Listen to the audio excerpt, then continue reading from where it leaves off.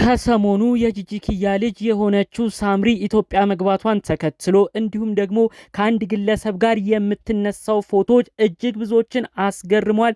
አያይዞም ሳምሪም አዲስ ህይወት ጀመረች ወይ በማለት ብዙዎች እንዲነጋገሩበት አድርጓል። ከዚህ ጉዳይ ጋር ተያይዞም ሳምሪ ከሆነ ግለሰብ ጋር የተነሳችውን ፎቶ የተለያዩ የቲክቶክ አካውንቶች በሰርግ ዘፈን በማቀናበር በቲክቶካቸው እየለቀቁት ነበር። ታዲያ ይህንን የቲክቶክ ቪዲዮዎችም ነው ሳምሪ ሪፖስት ወይም ሼር ስታደርግ የነበረው። ይህን ተከትሎም ነበር ብዙዎች ይሄ ነገር እውነትም ሳምሪ ከአዲስ ግለሰብ ጋር አዲስ ህይወትን ጀመረች ወይ? ይኸው የሚለቀቁ ቪዲዮዎችም ይኸውም በሰርግ ዘፈን የተቀናበሩትን የእሷንና የአዲሱን ግለሰብ ፎቶዎችና ቪዲዮዎች እሷም ሼር እያደረገቻቸው ነው። ይህ የሚያሳየው እሷም ብዙዎች በሚሰጡት ሀሳብ ተስማምታለች ወይ? እውነትም ፍቅረኛዋ ነው ወይ? በማለት ብዙዎች በድጋሚ እንዲነጋገሩበት አድርጓል። ይህን ጉዳይ አስመልክቶ ሳምሪ በአጭር ጊዜያቶች ውስጥ በድጋሚ ኢትዮጵያ እንድትሄድ ያደረጋትን ዋነኛ ጉዳይ እንዲሁም ደግሞ በሀገሯ ኢትዮጵያ ገብታ አዲስ ህይወት አዲስ ኑሮን ጀምራለች ወይ ያስባላትን የዚህ ግለሰብና የእሷን ፎቶ አስመልክቶ ከጀርባው ምን አዳዲስ ጉዳዮች እንዳሉ እንዲሁም በስተመጨረሻ ሳምሪ ስለጀመረችው ትልቅ ፕሮጀክትም በዚሁ መረጃውን እናስደምጣችኋለን። ሰላም ጤና ይስጥልን ውድ የሀገሬ ልጆች፣ በተለያዩ ዓለም ሀገራት የምትገኙ በያላችሁበት ሀገር ሰላማችሁ ይብዛልኝ። ዛሬም አዳዲስ በሆኑ መረጃዎች ብቅ ብለናል። ለዚህ ቻናል አዲስ ከሆናችሁ ሰብስክራይብ በማድረግ ሁሌ የምንለቃቸው ቪዲዮዎች እንዲደርሱ ይሁን።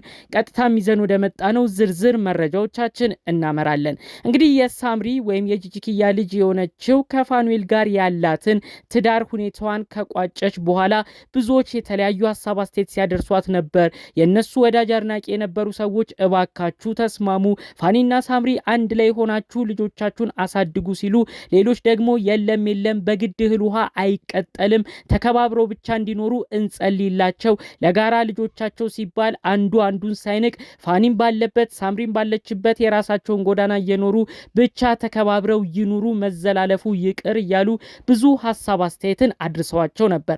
ታዲያ ብዙ ጉዳይ ፋኒና ሳምሪን በተመለከተ ሚዲያ ላይም ከተመለከትናቸው ከባባድ ሁኔታዎች በኋላ ሁለቱም ለየብቻቸው በመሆን ኑሮን ሀብለውም ጀምረው እንግዲህ ፋኑኤልም በተለያዩ ቪዲዮዎች እንደምንመለከተው በተለያዩ አውሮፓ ሀገር እየዞረ ሀገር እያስጎበኘን በዩቲዩብ ቪዲዮ እያጋራ ነው። ሳምሪም የተለያዩ ትምህርቶቿን ቀጥላ በዩቲዩብ ቪዲዮቿም እሷን ባለመጥፋት ሀሳብ አስተያየቶቿን እያጋራችን ቆይታለች። ታዲያ ከሰሞኑ እንግዲህ ወደ ኢትዮጵያም አቅንታ ነበረ።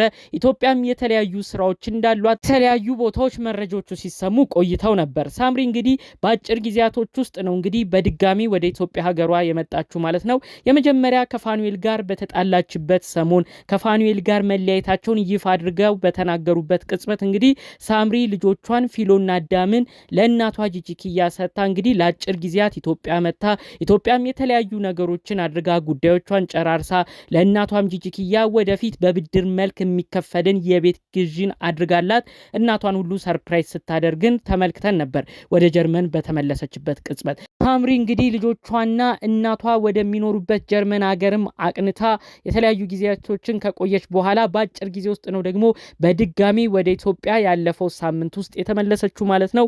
ኢትዮጵያም የተለያዩ ፕሮግራሞች ላይ ስትሳተፍ ሰርጎችን ስትሄድ ከተለያዩ ዘመዶቿ የቅርብ ሰዎቿ ጋርም ቪዲዮ ስትሰራን ተመልክተን ነበር። ታዲያ እንግዲህ እጅግ አነጋጋሪ የሆነው ክስተት ደግሞ ባለፉት ቀናት የተለቀቁት ፎቶዎች ናቸው። ይኸውም እንግዲህ ሳምሪ ከሆነ ግለሰብ ጋር ሆኖ የተነሳቻቸው ፎቶዎች ናቸው። በፎቶዎቹም እንደምትመለከቱት ሳምሪን ያ ግለሰብ አቅፏታል። የፎቶዎቹም አይነት የፍቅረኛሞች ይመስል ነበር። ይህንንም አስመልክቶ ነው ብዙዎች የሷ ወዳጅ አድናቂ የሆኑ ግለሰቦች ሳምሪዬ ህይወት ይቀጥላል፣ መልካም ጊዜ መልካም ኑሮ እያሉ ጉዳዩ ምን ይሁን ምን በደንብ ሳያጣሩ በሰርግ ዘፈን እያቀናበሩ የሳምሪን ፎቶ ከዚህ ግለሰብ ጋር ሲለቁ የነበረው እሷም ሪፖስት ስታደርግ ነበር። ይህንንም አስመልክቶ ነው እንግዲህ ሳምሪም ይሄን ነገር እውቅና እየሰጠች ነው፣ እውነትም ከዚህ ግለሰብ ጋር ኑሮን ህይወትን ልትጀምር ነው እያሉ ብዙዎች በትንታኔ ሲናገሩ ነበር። ነገር ግን ጉዳዩ እውነታው ያለው ወደዚህ ነው። ይህ ወንድማችን ከሳምሪ ጋር ፎቶ ሲነሳ የነበረው ግለሰብ አቢላ ጄኬ 1219 በሚባል የቲክቶክ አካውንት የሚታወቅ ግለሰብ ነው። ከ695000 በላይ ፎሎወር ወይም ተከታይም አለው። አቢላ ጄኬ 1219 ብላችሁ ብትገቡ ይህን ግለሰብ ታገኙታላችሁ። ይህ ግለሰብ ታዲያ የተለያዩ ድራማዎችን የተለያዩ ተውኔቶችን በቲክቶክ አካውንቱ ላይ ይሰራል። እንግዲህ ከሰሞኑ ደግሞ ከሳምሪ ጋር አዲስ ድራማ ድራማን እየሰሩ እንደሆነ ነው ጠቆም አድርጎም የተናገረው። ለዛም አዲስ ድራማ መነሻ ሀሳብ እንዲሆን ህዝቡን በደንብ በጉጉት እንዲያውም ይመስላል እነዚህን የምትመለከቷቸውን አነጋጋሪ ፎቶዎችን ሲለቁ የነበረው ማለት ነው። እንግዲህ አቢላ የተባለው የቲክቶክ አካውንቱ ላይ እንደለቀቀው ሜሎና የተባለ አዲስ ተከታታይ ድራማ ከሳምሪ ጋር እየሰሩ እንደሚገኝ ይህም በቅርብ ቀናት ውስጥም ደግሞ ህዝቡ እንደሚመለከተው ጭምር ነው። ፖስተሩንም በራሱ የቲክቶክ አካውንት ላይ ሲለቅ የነበረው ሜሎና አዲስ ተከታታይ ድራማ በማለት እንግዲህ ከሳምሪ ጋር ያለበትን የፊልም ፖስተር የድራማ ማስታወቂያ ፖስተር በተለያዩ ቦታዎችም ሲሰራጩ ተመልክተናል። ሳምሪም እነዚህ ነገሮች ሼር ስታረግን አይተናታል ማለት ነው። እንግዲህ ሳምሪ እነዚህ አዲስ የምትገባባቸው የፊልም የተውኔት ሁኔታዎች እሷም እንግዲህ አዲስ የስራ ጎዳና ነው የሚሆናት። ምናልባት እንግዲህ ሳምሪ በወደፊት በሚኖሩ ትልልቅ ፊልምና ድራማዎች ላይም በሰፊው ልንመለከታት እንችላለን። ይሄ እንግዲህ አሁን ጅማሬዋ ነው። ከታዋቂ ከሆኑ ቲክቶክ ላይ ትውኔትን ወይም ድራማን ከሚሰሩ ግለሰቦች ጋር ተጣምራ መስራቷ ይህ ጅማሬዋ ነው ሲሉ ነው እንግዲህ በትንታኔ ስለ ጉዳዩም ሲያስረዱ የተመለከትነው ማለት ነው። እንግዲህ ይሄ አዲሱ ተከታታይ ድራማ ሜሎና የተባለው የመጀመሪያውን ፓርት እንግዲህ በዚሁ አቢላ ጄኬ 1219 በሚባለው የቲክቶክ አካውንት ላይ ተለቋል ከትንሽ ሰዓታት በፊት። እናንተም ገብታችሁ እንድትመለከቱት በዚሁ ጋብዛችኋለሁ።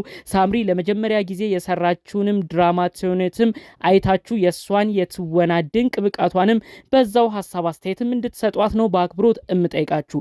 እንግዲህ ሳምሪ የተለያዩ ሐሳብ እቅድ በሀገሯ ኢትዮጵያ እንዳላት በወደፊትም በደንብ መስራት እንደምትፈልግ ነው የተለያዩ መረጃዎች እያሳዩን የሚገኘው ማለት ነው። እንግዲህ ፈጣሪ አምላክ አዲስ በምትጀምረው ነገር ሁሉ የተሳኩ ጉዞዎች፣ የተሳኩ የስኬት መንገዶች እንዲገጥሟት የእውነት ከልብ እንመኛለን። በስተመጨረሻም እንግዲህ ከሳምሪ ጉዳይ ጋር ከተነሳ የሱ ስም የማይለየው የልጆቹ አባት የሆነው ለረጅም ዓመታት ያህል በፍቅር አብረው የተመለከትናቸው ፋኑኤልም እሱም የራሱን ጉዞዎችን ጀምሮ የዩቲዩብ ቪዲዮዎችን እየለቀቀ በተለያዩ አውሮፓ ሀገሮች እየተዟዟረ የሰመር ወይም ሞቃት ጊዜ አውሮፓ ያለውን እያሳየን ሀገር እያስጎበኘን ይገኛል። ዩቲዩብንም በደንብ እያስመለከተን ነው። እሱም በሚሰራቸው የዩቲዩብ ቪዲዮዎች ውጤታማ የሚሆኑ እሱም የሚደሰትባቸው ብዙ ሰው ዘንድም የሚደርሱ እጅግ ያማሩ የስኬት ቪዲዮዎች እንዲሆኑለት ነው ከልብ የምመኘው። እንግዲህ በቀጣይ እሱም ወደ ኢትዮጵያ ወደ ሀገሩ ተመልሶ የተለያዩ ቪዲዮዎችን እንደሚለቅም ፋኑኤል ጠቆም አድርጎ እየተናገረ ነበረ። ይህ አሁን በምንኖርበት አውሮፓ ሞቃት አየር ስለሆነ እንደ ልብ ለመዟዟር ይመቻል።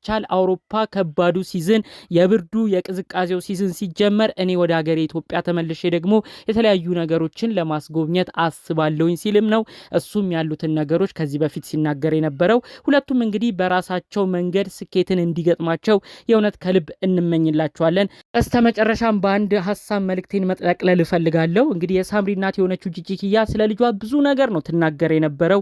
ልጄ በልጆች መታሰር የለባትም፣ እኔ ልጆቿን ይይዛለሁ፣ እሷ ህልሟን እንድታሳካ እፈልጋለሁ፣ ትምህርቷን እንድታጠናቅቅ በተለያዩ ቦታዎችም የምትወደውን የሞዴሊንግ ስራ ዓለም አቀፍ አድርጋ በተለያዩ ቦታዎች ላይም ታዋቂ እንድትሆንልኝ እፈልጋለሁ፣ የልጄን ስኬት ማየት ነው እምመኘው እያለችም ብዙ ነገር ስትመኝም ተመልክተናል ማለት ነው። እንግዲህ ጂጂ ኪያ ለልጇ ያላትን ስኬትም ፈጣሪ አምላክ እንዲያሳያት የእውነት ከልብ በመመኘት የዛሬን መረጃዎችን እዚህ ላይ አበቃለሁ። ሳምሪንም የትወና ሁኔታዋን እንግዲህ አቢላ በሚለው በተለቀቀው የመጀመሪያው ፓርት ገብታችሁ እንድትመለከቱ እነሱንም እንድታበረታቷቸው የእውነት ከልብ መልእክቴን በማስተላለፍ የዛሬን መረጃዎችን በዚሁ ላብቃ።